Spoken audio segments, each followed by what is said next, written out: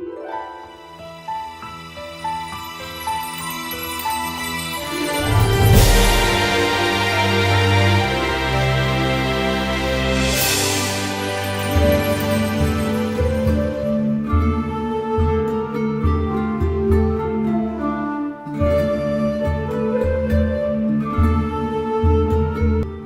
este o ocupație veche de când lumea, fabricarea vinului este și o știință, pe care cercetătorii încă o analizează cu interes. Orice greșeală în procesul fabricării vinului poate face ca întreaga producție să fie compromisă.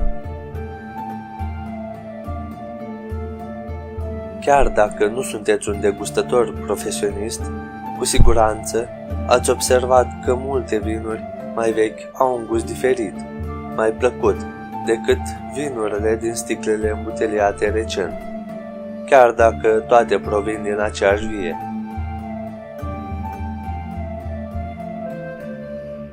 Cele mai importante în procesul de învechire a vinului sunt taninurile. Acestea sunt molecule produse de struguri în pielea, carnea și semințele fructului.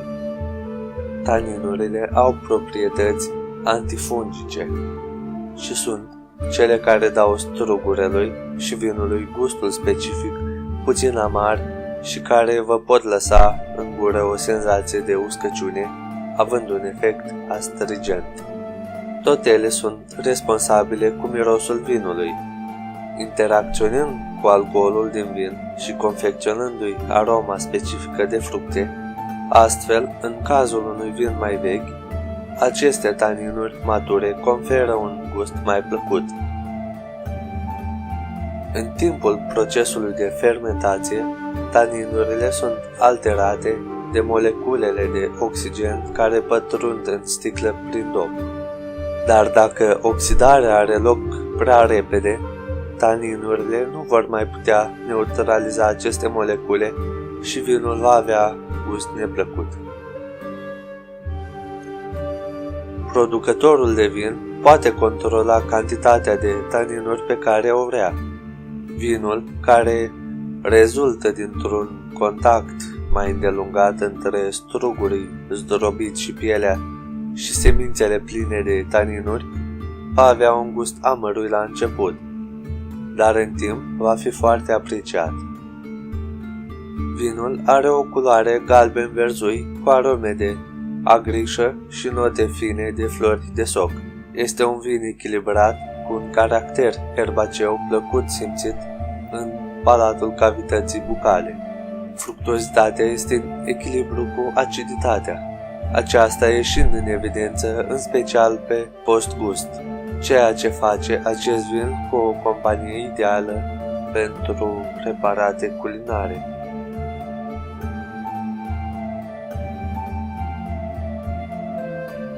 Băutul vinului nu este un lucru așa de simplu cum ar crede unii. Când alegi și bei vinul, trebuie să iei în considerare nu doar preferințe, ci și alimentele cu care urmează să însoțească băutura preferată de Bacchus. Cei mai mulți băutori de vin își toarnă în pahar și beau, dar lucrurile sunt mai complicate decât atât. Astfel, există o serie de pași care trebuie urmați, cum ar fi aducerea vinului la temperatura potrivită, alegerea paharelor adecvate, lăsarea lui să se așeze și mirosirea aromei. Deci, haideți să vedem cum se bea vinul. În funcție de culoarea lui, vinul trebuie adus la temperatura potrivită. Vinul alb se păstrează la frigider o oră înainte de servirea lui, în timp ce cel roșu se consumă la temperatura camerei. Dacă vinul are sedimente, va trebui să-l decantați. Turnați băutura într-un alt recipient printr-o pânză cu o sită fină sau un filtru de cafea pentru a elimina orice impurități care vă pot împiedica să savurați vinul la adevărata sa calitate. Folosind un pahar potrivit, turnați băutura și lăsați-o să respire pentru a permite aromelor să se îmbine odată intrate în contact cu aerul. Mirosiți vinul pentru a inhala parfumul, deoarece gustul unui vin depinde foarte mult de mirosul său. Luați o înghițitură și păstrați-o în gură pentru câteva secunde. După ce îi gustați diferitele arome, îl puteți înghiți ușor. Cum se potrivește vinul cu alimentele?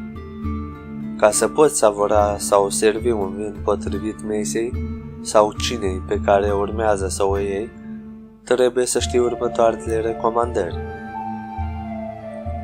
Pentru aperitive se potrivesc vinurile albe și seci. La mâncărurile cu pește se servește vin alb și sec. Mâncărurile cu carne de pasăre se potrivesc cu vinurile albe și seci.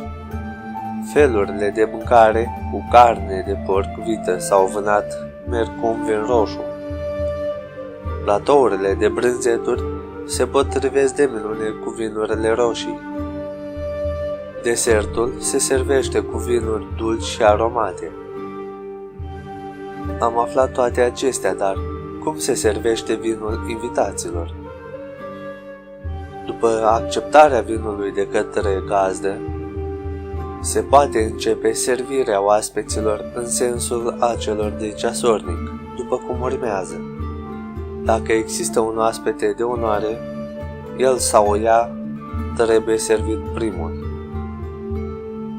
Femeile în vârstă, femeile tinere, bărbații în vârstă, bărbații tineri. Paharul gazdei este întotdeauna umplut ultimul. În cazul în care se servește un vin alb, sticla trebuie pusă în rapieră. În cazul unui vin roșu, sticla se așează în fața gazdei pe o farfuriuță cu eticheta îndreptată spre el sau ea. Vă mulțumesc pentru vizionare și pentru atenția dumneavoastră.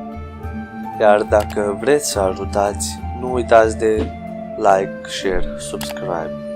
Iar noi ne revedem data viitoare. Toate cele bune!